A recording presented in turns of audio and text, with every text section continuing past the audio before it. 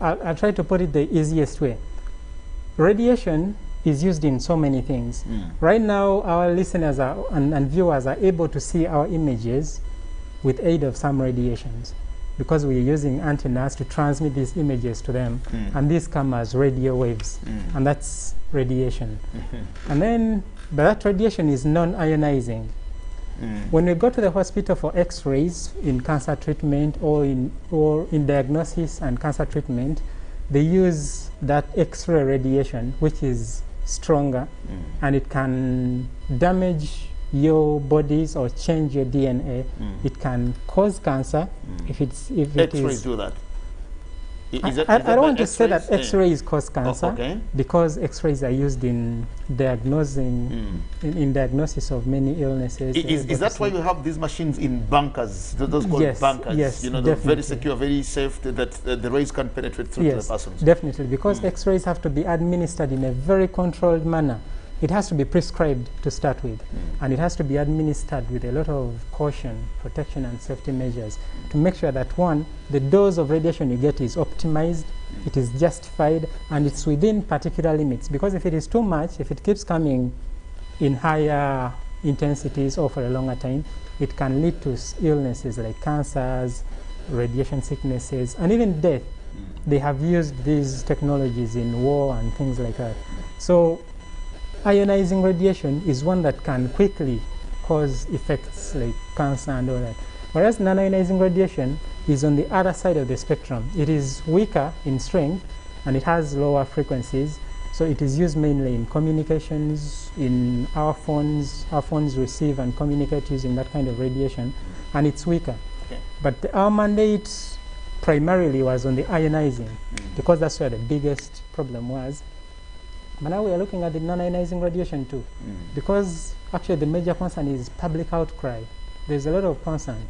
People are saying, oh, I have my phone, and if I put it in my pocket, I'm told I may not have children, things like that. So we are going out to actually conduct studies and sensitize and conduct measurements, even in the field where these technologies are used, to make sure that they're used in a way that keeps the public protected and safe. So that we get the benefit and we avoid the possible danger. So what do you do as a council, the Atomic Energy Council, on a daily, that the Ugandan citizenry, they should actually know and understand that, yes, my brother Segane is working with the Atomic Energy Council, and this is a service that they're doing. Just like we talk about the other utilities, that if I was hosting somebody from National Water and Sewage Corporation, then they would know that these are people who give us water. If I was hosting somebody from the Ministry of maybe Energy, and we talk about Umeme or whatever that could be, they will talk about that particular. So what you do as the Atomic Energy Council, on the day that people should actually know you are existing to do this particular kind of work. Thank you. Our roles and functions are spelled out in Section 9 of the Atomic Energy Act. Of your Act, yes. And on number one of them, or I'll go through a few of them and try to point at what we actually do on daily that should be felt or experienced by the Ugandan. Number one is developing regulations and guidance documents for people who undertake these practices. These are the requirements they have to comply with in the conduct of their work. And this is by ensuring that they comply to these requirements, we make sure that the Ugandans are protected from possible dangers of radiation. So we develop regulations and guidance documents. When these regulations are out, for persons who, or companies or businesses or whoever practices that comply with these regulations, we issue licenses to them. So when you go for an X-ray machine, for an X-ray examination in a hospital, that hospital should have a license to use that X-ray machine. Okay, I was actually coming to ask you, who are these, your clients, for example? Because URM will look out for everybody who is trading and dealing in anything. You're selling a product or service, they will come out for you. So URM knows that everybody who is into business. Now who do you go for? Because the people need to understand, who are these people that you keep regulating and doing all the things to? And I was going actually there. Very One good. of the other tasks we do is inspecting them and conducting enforcement. And some of these include, on the ionizing side, we have medical facilities. We have industrial facilities. People who construct roads use this technology to make sure that the density and moisture in the tarmac or in the road is good enough. We have them in the beverage industry. The way they make sure that all the bottles that come out of the factory of drink have the same quantity. They use these technologies. Okay. People who do level gauging, the way they make sure that this paper is of the same thickness, and so many others. There are those in agriculture, the way they improve crops and things like that. On the non-ionizing side, we have our colleagues in the telecoms who use non-ionizing radiations to send their signals out to transmit. We have our hosts today, UBC, the national broadcaster. You have a lot of masts with antennas and all these things. You would be clients in that form because you use these non-ionizing radiations to communicate. People who use magnetic resonance imaging, we are used to calling them MRIs in medicine. These are clients on the non-ionizing radiation side. We have the high voltage lines. People in the transmission of electricity, when the voltage is too high, there is a static magnetic field around that power line. Okay. This is the reason you hear UATCL and AIR and all these other partners of ours or stakeholders telling people that no, you shouldn't build under a power line. Or Power like lines, that. yes. One of the issues they are looking out for is exposure to this kind of radiation. And those are clients on the non-ionizing radiation side. One of those I started with, those in the medical, and one I didn't mention is nuclear power for electricity generation, would also be our client on the ionizing radiation side. Okay. And how often do you do these inspections? These inspections are done in a graded approach. We We use the term graded approach. We basing on the risk. Okay. We'll visit you as many times as possible, basing on the risk, basing on scientific research and facts. The risk that is associated with your practice most times determines the number of times we will visit you. But when we go to like medical facilities, these are classified in categories, which categories communicate the risk associated with the practice. And these communicate. If I give an example of a category 1, we have one of these in Mulago where we do cancer treatment. The machine At the we Cancer use, Institute? Yes, at the Okay. Cancer Institute. That machine we consider to be of a higher risk. So we visit it at least once every 6 months, as an example. But also, we do different kinds of inspections. You may know that because I'm in this category, they came today, so I can relax because they will come back after a year. No. We do also impromptu Impromptu visits, yes. with sudden inspections, and we just land. Sometimes we notify and announce and you prepare for us. Sometimes you get information Okay. from partners and stakeholders. Like there are many agencies of government, and sometimes your work meets the work of another person. Sure. I've observed that in law, they do not overlap, but their work meets the other. So when in the execution of their work, you mention something that is in your line that may be of concern, sometimes they give information. Okay. Because for efficiency, we need to share information. Okay. And then we will swing into action and check what Okay. is actually How going on. about building materials? Do they in any way have either ionized or non-ionized radiation in them? But we're looking at that also. What happens with building materials? That's an interesting question. I'll go back and say radiation exists in nature, almost in all places. Okay. What changes is the intensity. Well, I don't know if I can use the word quantity. If it's Intensity. in higher intensities, then it becomes a problem. So in most building materials, there is slightly a higher intensity of Slightly higher. ionizing radiation. Slightly higher, but not higher that we should be Worried about worried. it. Because we do measurements on this and we do research. You find that one of the most oldest, if I can use that word, or the biggest source of radiation is uranium. And the scientists know that many of the other isotopes result from there as it decays, and it comes from the ground. Okay. Now, most of the building materials come from materials that are from the ground. That is why many times you find them with a little higher intensities of radiation.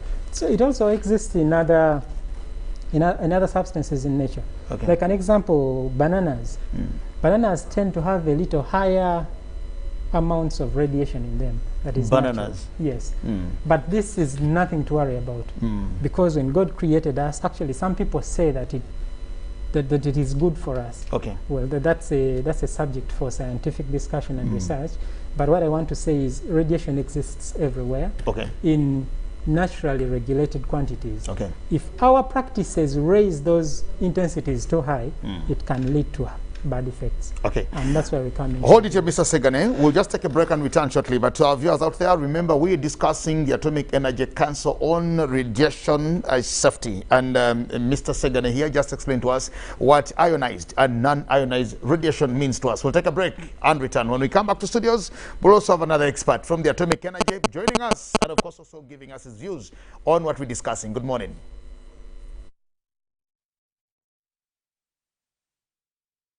I smile when I think of you, Uganda, my home.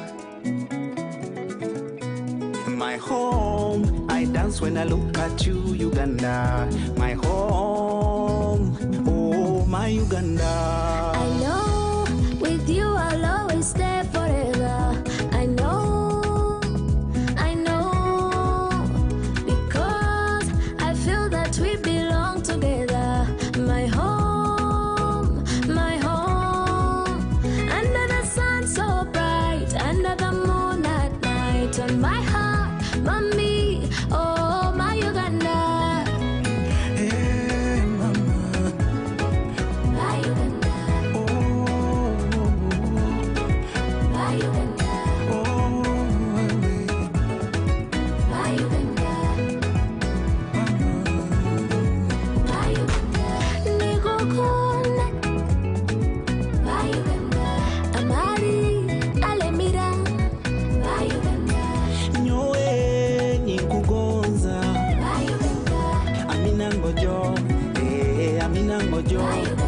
At MTN, we look forward to starting another exciting journey together to grow our home, Uganda.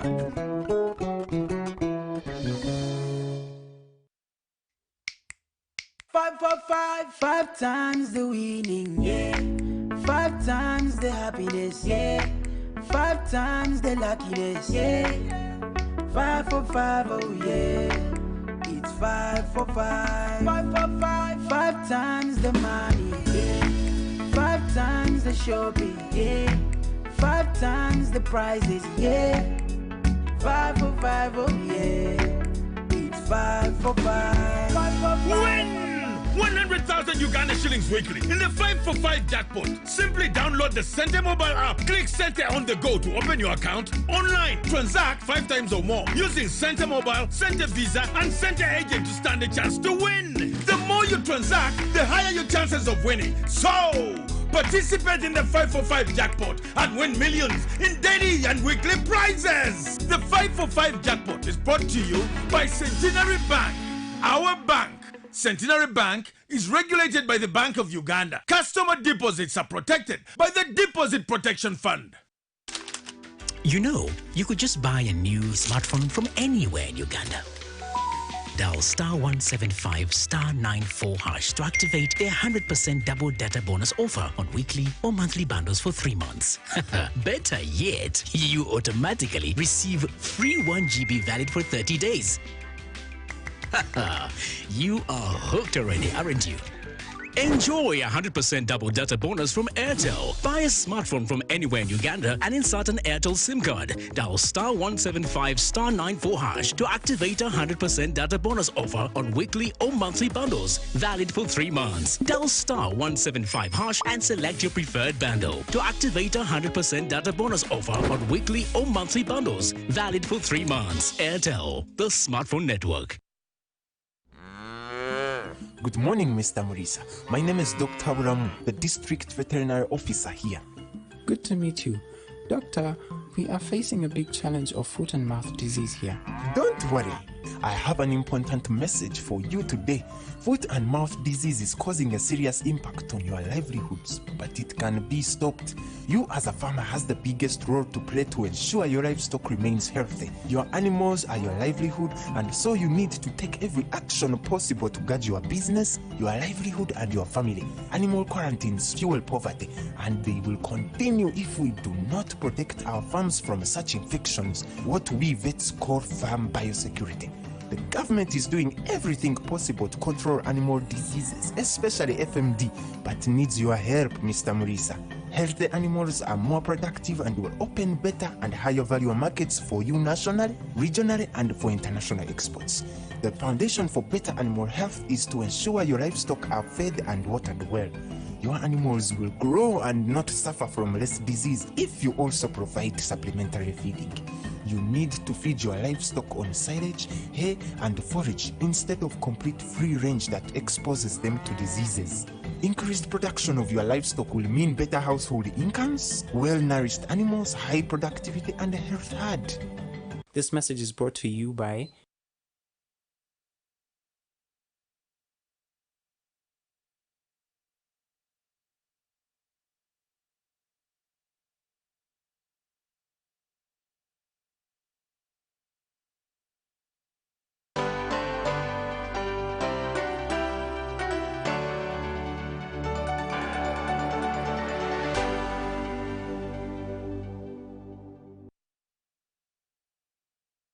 My name is Jürgen Asemakola Zixoka, carrying on with our discussion this morning of the Atomic Energy Council on radiation safety and regulations. Now, joining us in studios is Mr. Byamukama Ateng, who is also a senior radiation protection officer from the Atomic Council. Ndugu Ateng, you're again welcome. Happy to have you in studios. Thank you so much for making way to also be with us here. And of course, here is where we are. Mr. Segane had taken us through quite a number of these issues and what you do as a council out there. We now talk about inspections, regulation, safety, and whatever that is. Could you please tell us some of these considerations that you look at, the key considerations when doing these inspections to the public and to the different stakeholders in the society? Well, thank you very much. First of all, I apologize. I got trapped in the jam. I came a bit late, and but I've been following the proceedings. And most of the things we look at during inspections or when we are carrying out regulatory activities are mostly related to safety and protection of the people who are in that environment, particularly the workers, the public, and the environment. Now, it depends now on which facility we are going in, whether industrial or medical or even mining sites, because we also have naturally occurring radiation, which might also be potentially dangerous to either the miners and the environment, can cause contamination. So if we look at the medical facilities in particular, we are looking at the qualification of personnel. We want to be sure that, okay, this one also applies in the industrial area, that if you're a person who is going to operate an equipment that emits radiation, you must be technically competent to operate that machine. You have received the right education. You have experience. We get experience from work, but largely is you have been trained to operate that that equipment.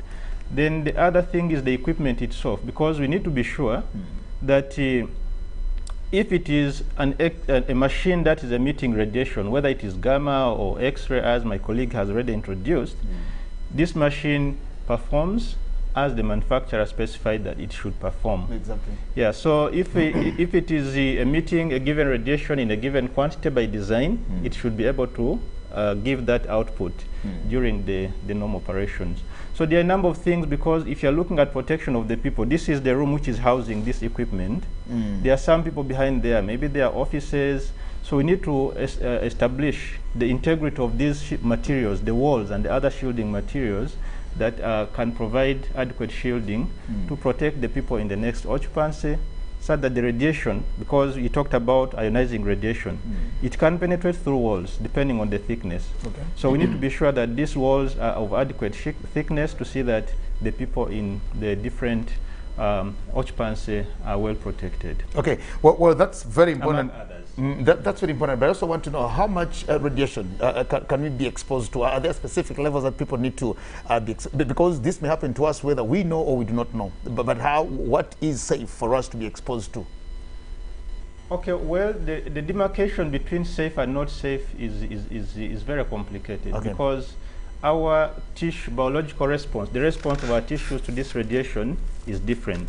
For example, you might be moving in a light shower, you go home, you fall sick. And me, I move in that light shower, and I'm okay. You only go and dry yourself. Yeah, so it depends on how our tissues, our bodies respond to this radiation. But there are limits. The principles of radiation protection are 3. The first one is the principle of justification. So if there is a source, if it is an X-ray or if it is a gamma ray source or any other source of radiation, that practice must be justified in a way that it produces benefit. The benefit it produces outweighs the what? The negatives. The second one is optimization. So the dose that it's going to the level of exposure that a person close to it is going to receive should be as low as reasonably achievable. So you need to put in shielding, reduce the time, and all that kind of stuff. And the last one is what you're talking about, the dose limitation. So there is a limit to the dose that every person exposed to this radiation must receive. To the workers, it is there, 20 millisieverts in a year. And to the member of the public who has no direct interaction with the source, it should only be 1 millisievert per year. So when we go to carry out this inspection in these facilities, we carry out these measurements and make computations to see that the public is safe, and this person who is operating the source is also safe. So there are limits, but it does not mean that if you receive a dose of 1 millisievert, it may not cause harm to you. Okay. Yes. Depending on your body cells also. Mr. Segane, let's come back to this. You had hinted on it when I asked you about the building materials, but of course also noticed, realized later that in our communities where we stay, it's also now trendy for Jagenda Semakola to lease out this piece of land from his land to a telecom company, Airtel, MTN. They're building the masts now. You have a mast here, you have transmitters running here, you have generators running here, but they're I want to look at that also in as far as radiation safety is concerned. Well, thank you for that question. And it's an interesting question. And it's a sticky matter because we need to strike a balance between the benefits of having this mast next to you and then the risk that it may bring to you. Well, this is a matter which we are still researching so much. Scientists worldwide, we are still looking deeply into it to declare or to get a specific position on what the effect is at what intensity. But yes, truth is, scientifically speaking or theoretically speaking, overexposure to these nanoionizing radiations, like as an example from the masts you mentioned, can lead to some effects. The results so far we have seen from research that we can say are factual. Overexposure to this kind of radiation can raise the temperatures of your body tissue, and that's a thermal effect. Whether it results into a health effect, whether it will make you ill, that's another thing, and we have not concluded on that. It's another thing under study. Yes, it's another thing we are still researching. We have not concluded on that. But worldwide, there is an international organization called the International Commission on Non-Ionizing Radiation Protection, which sets standards, and we tend to adopt these standards because they are based on scientific facts, so we can actually take them. We set standards on how we should protect ourselves from this kind of radiation, and they discourage having these masts next to a residence or that. But all this we do is because one thing we have to note is the amount of the intensity of radiation coming out of it is also dependent on a number of issues, and this is something that they also look at. Our sister regulator, UCC, also looks at this when they are approving these. And it's important to note that we do this as one government. So we do engagements and try to harmonize, make sure that interagency collaborations. Yes, to make sure that we do the best thing so that we don't frustrate business and we get the best for the person, for the public. Okay. Now, we do inspections like my colleague was saying, and there are issues we look at when we are doing this kind of assessments in the field. Well, we go to the masts and we do measurements of the intensity of the radiations coming out of the transmitters. And when you're doing this, we also take keen interest in the residences that are nearby there to see what levels they are exposed to. Okay. But at this point, I cannot say that this is unsafe. Okay. Because based on scientific fact, I'm here as a scientist, I do not have evidence of effects that have arisen from that. But then, it is not very good for us to let you know when you're already gone. So we are undertaking this kind of regulation in line with Section 2, subsection 3 of the Act, which mandates us to extend the regulatory regime to non-ionizing radiation. Okay. But this is still developing. Okay. I would say it's a developing activity, Okay. and we are still in engagements with all the stakeholders to make sure that we do this well. Going back to your question, I wouldn't so much encourage that we put the masts right next to our residences, but if it is done, speaking as a scientist, I have not experienced or I have not made a measurement and found that this is dangerous. Okay. So this is where we are going, and we intend to keep the dialogue going. We are working on setting requirements to be complied with, and all these factors have to be considered. And all I can say is that these have to be based on scientific facts and with consultation. Okay, very important. Now, to your scientists, of course, from the Atomic Energy Council. Now, remember, when COVID had just come into this country, there were a lot of discussions over 5G. Everybody was saying, because they launched 5G, you know, we've moved from 4G to 5G. And of course, these Gs were here. Many of us Ugandans who are not scientists just know how to pronounce these things. It's 5G, but we don't even know what 5G is.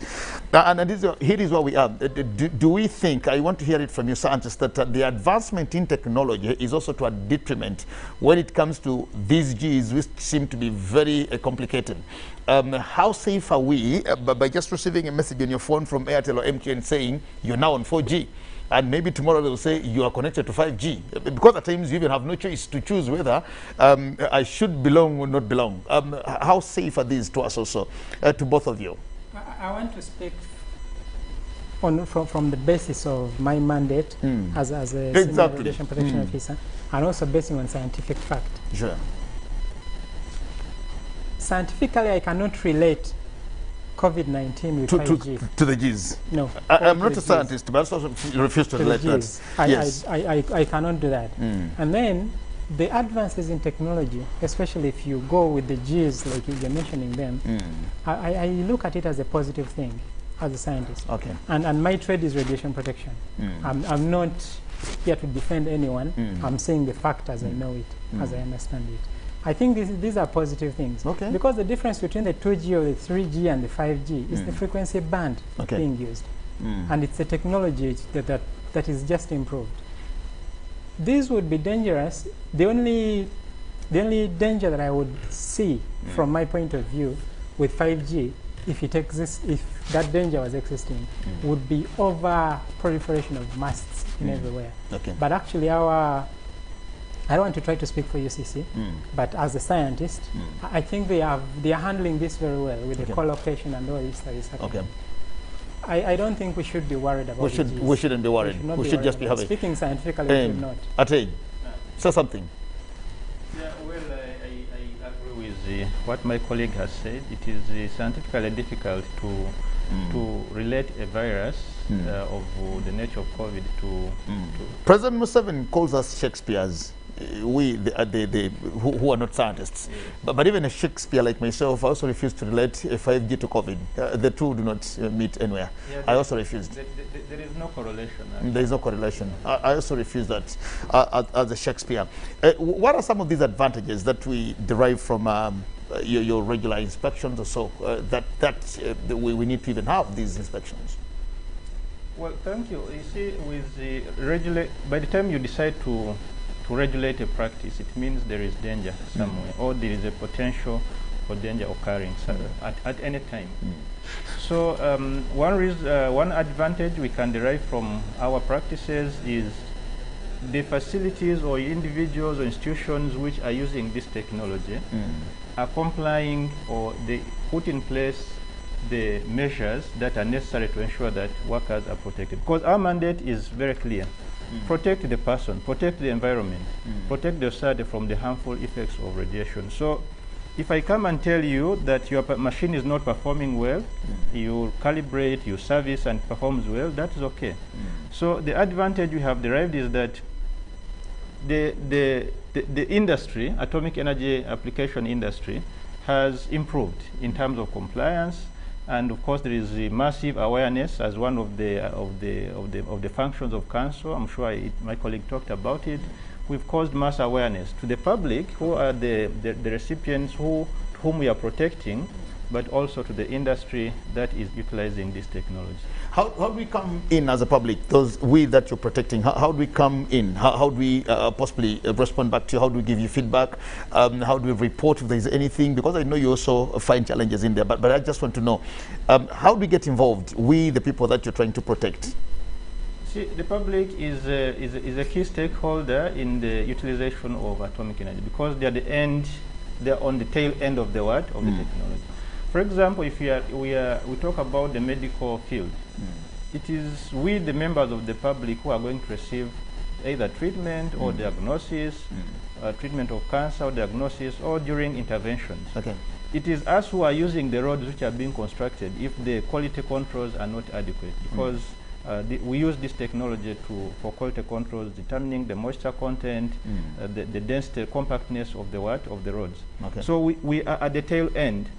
But also, if we do not use these sources, for example, if there is a radioactive source being used and then there is no proper following of compliance with the provisions, and then either it is stolen or it is crushed. Okay. When it is crushed, it means that the radioactive contaminants are going to be spread everywhere. Okay. And the person will come, maybe is contaminated, sits with you in the taxi, you also get contaminated, and the process continues. So the danger that will be caused to decontaminate the society is going to be very massive.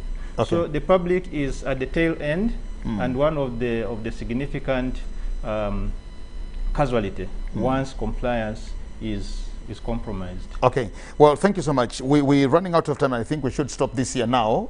Finally, from you, Mr. Segane, say something about the applications, and in 2 minutes, we'll be out of the studios.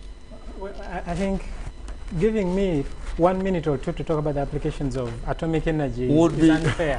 I can do that for a whole day. Sure. I can do that for the whole day. But these applications are mainly there in medicine. Okay. We have them a lot in medicine, mainly diagnosis, treatment. There is nuclear medicine. Then we have so many of them in industry. We spoke of the well logging, how we know that there is oil down there without fast. Imagine if we had to fast dig, get down there and find there is no oil, then we try another place. So we use these technologies to actually find out what's there before we go there. The nuclear gauging, moisture and density gauging, the road construction in the beverage industry, and the nuclear power for electricity generation. The list is really endless. The list is really endless. I could spend the whole day doing that. But I want to add something from what my colleague said. The public is a very, very important stakeholder here. Okay. And when we go back to the other side of non-ionizing radiation, much of what we've done has been driven by the public. We got a lot of emails, a lot of calls, a lot of letters. Okay. You people, they have put a mask next to me. Are my kids safe? Am I safe? And very good. We had to act because we are mandated by the government, and we're here to serve the public. So we had to undertake some studies, scientific studies, and find information to declare this. And I really, really encourage that, both on all practices. When you go to the hospital to seek X-ray services, make sure you go to one that is licensed. And if you see something not going well, please act. Okay. Well, I want to thank you so much, Mr. Richard Segane, the senior radiation protection officer from the Atomic Energy Council, and Mr. Byakatonda Byamukama. But what's the difference between Byakatonda and Byamukama? Mr. Byamukama, Natenyi, also a senior radiation protection officer from the Atomic Energy Council. Now, stop this here for now. My name is Jagan Asemakola Ziksoka. We'll just take you now to our auditorium where the conference for the Cancer Institute and the Palliative Care Association of Uganda is also happening today. For God and My Country, over to them there, and thanking you so much for God and My Country. Good morning and blessings. Thank you.